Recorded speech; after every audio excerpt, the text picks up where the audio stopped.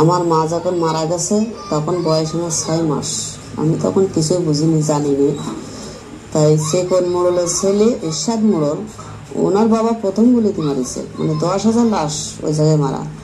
সেই লাশের ভিতরে এরশাদ দাদু সেই আমার পাইছিল, দেখে যে আমি আমার মার বুকের বেড়ে দুধ পান করতেছি। মা মারা গেছে, আমি তো বুঝিনি, তখন আমি দুধ খাচ্ছি। তখন বিকেল 4টের সময় এসে তখন ওই দাদু খোঁজ দিয়ে এসে বাবারে এসে দেখে তোর বাবা তো মারা গেছে, আমারে পাইছে এই জায়গায়। পাওয়ার পরে মান্দার দাসের কাছে দিলে, ওই মুহূর্তে দিয়েছিল, একদিনও রাখিনি আমারে। এখন সেই জায়গায় দিয়ে তাদের কোনো বাচ্চা না, সন্তান না, আমি একটাই মেয়ে তার। সেই জায়গায় লালন পালন হয়েছে। হওয়ার পরে আমি যখন বুঝতে শিখলাম তখন আমার খুব কষ্ট লাগতো। এমন ঘটনার সাক্ষী। নমস্কার, আপনারা শুনছেন উত্তরের কণ্ঠ। উত্তরের কণ্ঠ থেকে আমি প্রভাত বসাক, তুফানগঞ্জ, কোচবিহার।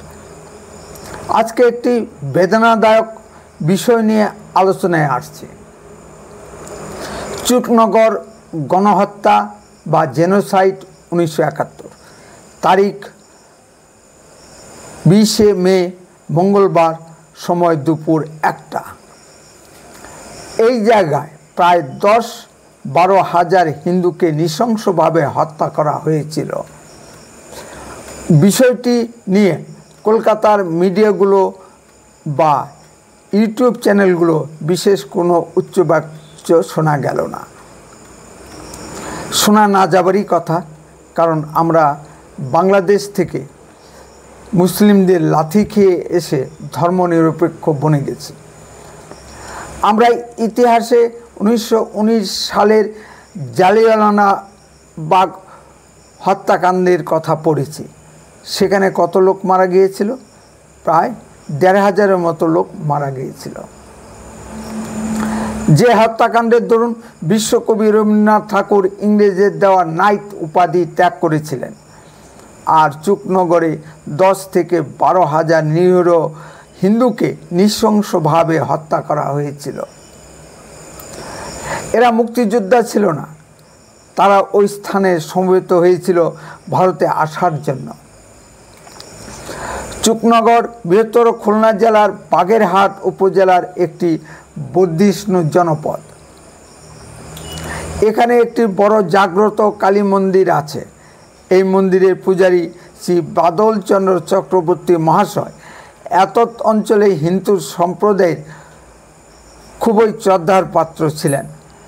দেশ বিভাগের সময় খুলনা একটি হিন্দু সংখ্যাগরিষ্ঠ জেলা ছিল। 71-এর মুক্তিযুদ্ধ শুরু হওয়ার পর খান সেনা, রাজাকার, আলবদর, আল শামস বাহিনীর অত্যাচার বেড়ে যায় হিন্দু সম্প্রদায়ের উপর। এই হিন্দুদের বেশিরভাগই ছিল মৎস্যজীবী সম্প্রদায় ও নমশূদ্র বা মতুয়া সম্প্রদায়। চুকনগর হলো ভারতে ঢোকার একটি গুরুত্বপূর্ণ ট্রানজিট পয়েন্ট। বেশ কিছুদিন ধরেই হিন্দু সম্প্রদায়ের লোকজন নৌকায় করে ওই চুকনগরে জমা হতে শুরু করে।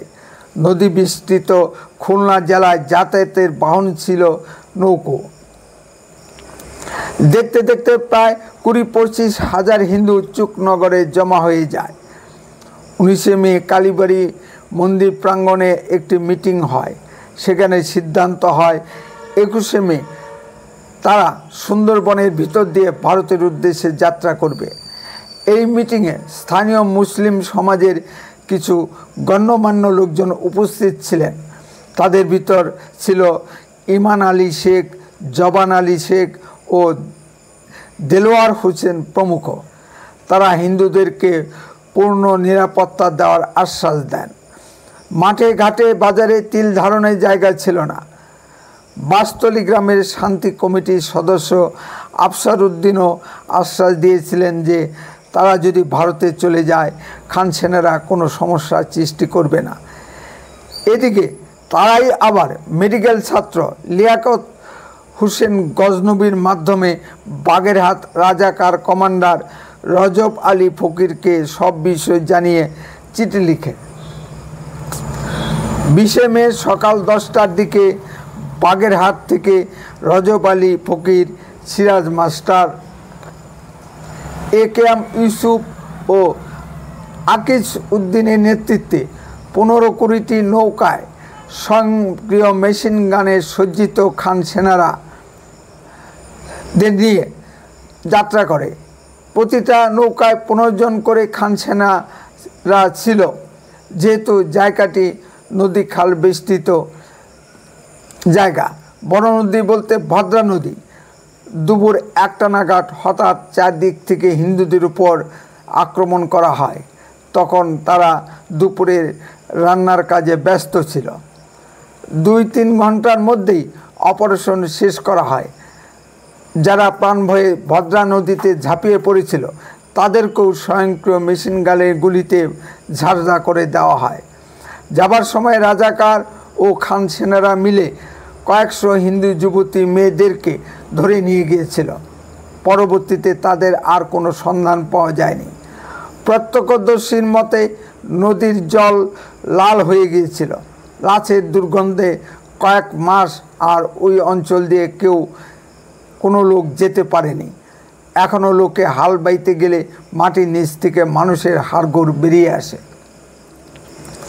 ঠিক কতজন হিন্দু মারা গিয়েছিল তার হিসেব বাংলাদেশ সরকার দিতে পারেনি।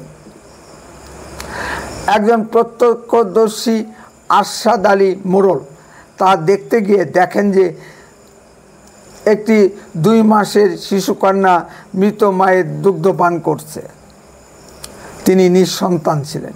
তিনি দয়া পরবশ হয়ে কন্যা শিশুটিকে নিজের কাছে নিয়ে আসেন, যার বক্তব্য আমরা শুনতে পেলাম। আমাদের পরবর্তী প্রজন্মকে জানানোর জন্যই এই ঘটনাগুলো অধিক প্রচার করা দরকার।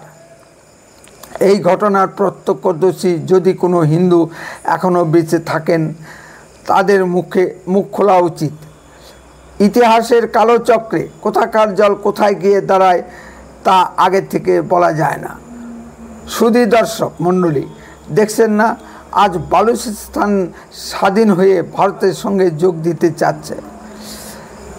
তাহলে কোথায় গেল দ্বিজাতি তত্ত্ব ও দেশভাগ?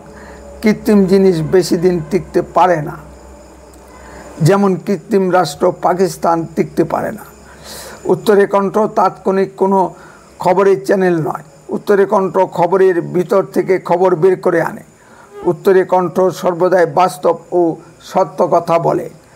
আরও এ ধরনের ভিডিও পেতে দয়া করে এক্ষুনি চ্যানেলটিকে সাবস্ক্রাইব করুন, বেল আইকনে ক্লিক করুন, আপনার মূল্যবান মতামত কমেন্টে লিখুন। যদি ভিডিওটি ভালো লেগে থাকে তাহলে দয়া করে 10 জনের মধ্যে ভিডিওটি শেয়ার করুন। উত্তরে কণ্ঠ দেশের কথা বলে, দশের কথা বলে। আপনারা চোখ রাখুন উত্তরে কণ্ঠের পর্দায়। আপনার অঞ্চলে ঘটা কোনো ঘটনার ভিডিও সরাসরি এই হোয়াটসঅ্যাপ নম্বরে পাঠান, আমরা তা গুরুত্ব বুঝে প্রচার করব। বন্দে মাতরম, ভারত মাতা কি জয়। সুস্থ থাকুন, ভালো থাকুন। খুব শীঘ্রই ফিরে আসছি নতুন কোনো ভিডিও নিয়ে।